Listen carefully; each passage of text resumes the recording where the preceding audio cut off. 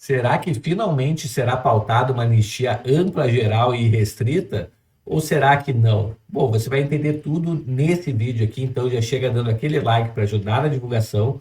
E a gente começa, pessoal, justamente com o Paulinho, né, que é o relator aí da PL da anistia, né, chamando como PL da dosimetria. Olha isso, em jantar com o ex-presidente Temer. O deputado ele foi escolhido pelo presidente da Câmara, Hugo Mota, para conduzir a relatoria do projeto. Pessoal, olha ao lado de quem ele está, Aécio Neves, Michel Temer. Né? Se você tem alguma dúvida ainda do que vai virar esse projeto, né? Me conta aí nos comentários. Bom, o deputado Paulinho da Força, do Solidariedade, relator do projeto da anistia em discussão na Câmara, participou na noite de ontem de um jantar em São Paulo ao lado do Michel Temer e do Aécio Neves, né, pessoal? Aécio Neves, que a gente já sabe, já foi envolvido em esquema lá da Odebrecht, né? A gente sabe lá que ele havia pedido dinheiro, aquele rolo todo que a gente já ouviu na época da Lava Jato, né? No encontro, o Paulinho apresentou a proposta que batizou como PL da dosimetria, né, sinalizando que deve optar por um relatório que reduza penas em vez de conceder uma anistia ampla e irrestrita. Pessoal, isso é tudo o que a gente não precisa. Os Estados Unidos não aceitarão. Quer diferença no seu dia a dia? Ô, Valdir! Ô, Ricardo, na corrida de sempre? Anistia ampla, geral e irrestrita. Em vídeo divulgado após a reunião, o Temer aparece ao lado do Aécio e Paulinho, exaltando o encontro como parte de um pacto republicano e classificando o momento como histórico. O Paulinho, pessoal, ele foi escolhido aí pelo Hugo Mota para conduzir a relatoria do projeto, que está no centro de disputas entre governistas, oposição e integrantes do Centrão. Na terça-feira, a Câmara aprovou a urgência da proposta, que permite que a votação ocorra a qualquer momento no plenário. A base de debate é o PL 2162, de autoria do Marcelo Crivella, apresentado em março de 23, que seria uma anistia geral, né? Essa seria a ideia. Dentro da casa, o texto enfrenta divergências. O PL, o partido do Bolsonaro, quer uma anistia ampla e irrestrita, né? Que alcance também organizadores e financiadores dos atos. Já outros setores articulam uma forma mais restrita, que trate apenas de participantes de menor envolvimento e estabeleça critérios de redução de pena.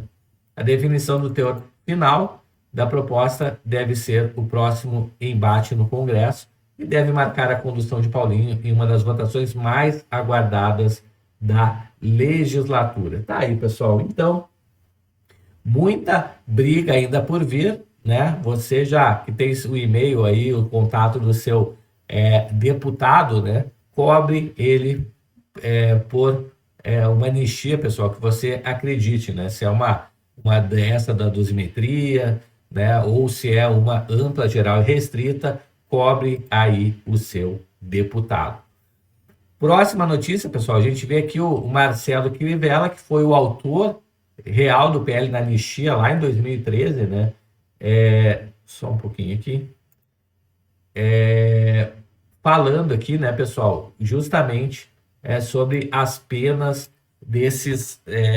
as penas que foram aplicadas, né, pelo STF ao pessoal envolvido no 8 de janeiro. Vamos ouvir. E ainda aqui. tem outra coisa também. A imprensa faz pesquisas. E nas pesquisas quase empata na margem de erro.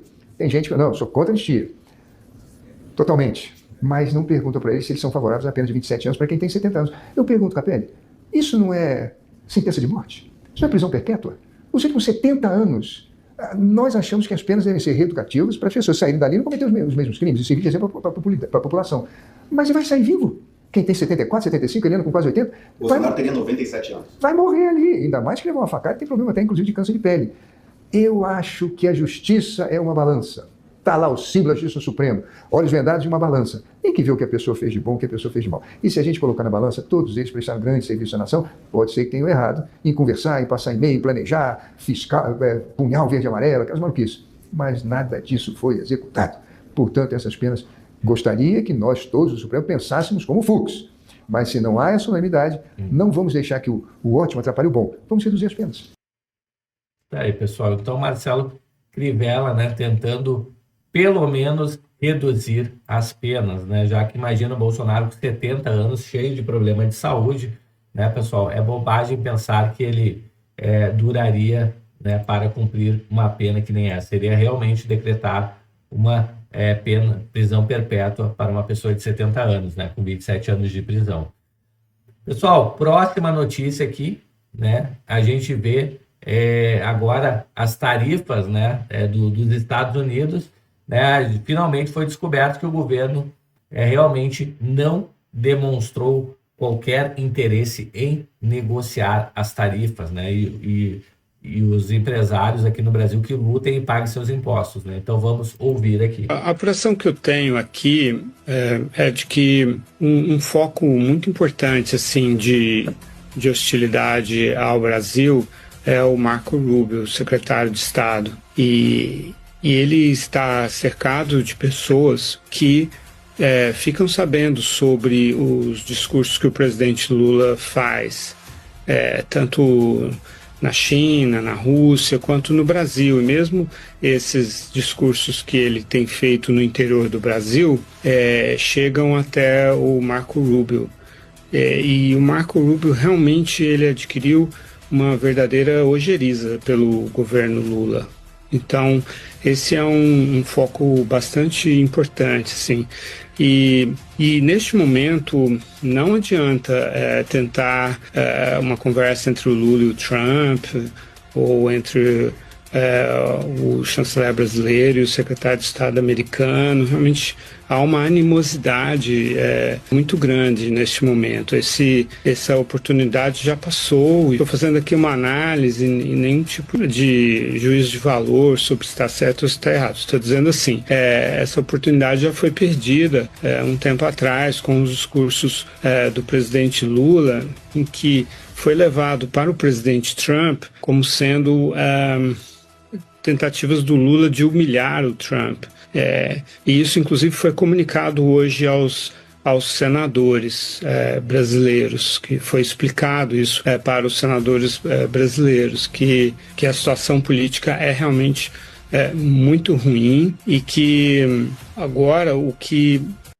Pessoal, veja como esse comentarista aqui, né, ele escolhe bem as palavras que ele vai usar, né, porque ele não pode usar qualquer palavra, né, pessoal, para falar a verdade, né, então ele escolhe muito bem as palavras que ele vai pronunciar. Demais, assim, factível neste momento mesmo é tentar obter algumas exceções para alguns setores brasileiros e tentar separar a parte comercial da parte política, porque a parte política realmente é algo que parece inevitável, assim, do ponto de vista da escalada. Como eu já tinha trazido essa apuração antes, eu confirmei hoje que há realmente, né, um plano já desenhado, assim, de uma escalada que pode culminar realmente na suspensão das relações diplomáticas, na volta da embaixadora brasileira. E a sensação das pessoas aqui em Washington é de que o governo brasileiro também não se importa muito, assim, nem a embaixadora, nem outros eventuais atores, assim, do ponto de vista do poder executivo, assim, não demonstraram grande empenho também e grande preocupação com isso. Claro, né, pessoal? O salário pinga no final do mês, né, para esses funcionários públicos, entre outros, né, entre outros bônus aí que eles ganham, só que as empresas que dependem da exportação, né, para os Estados Unidos, as empresas que precisam também importar produtos, né, e serviços aí dos Estados Unidos que paguem a conta, né? Então, muitas vezes, tendo inclusive que demitir funcionários. Esse é o Brasil que a gente tem hoje. Me conta nos comentários aqui o que você acha. Chegou até aqui no vídeo, clica no like aí para ajudar na divulgação desse vídeo. Eu vou ficando por aqui e a gente se vê logo mais em um próximo vídeo. Até mais, tchau, tchau.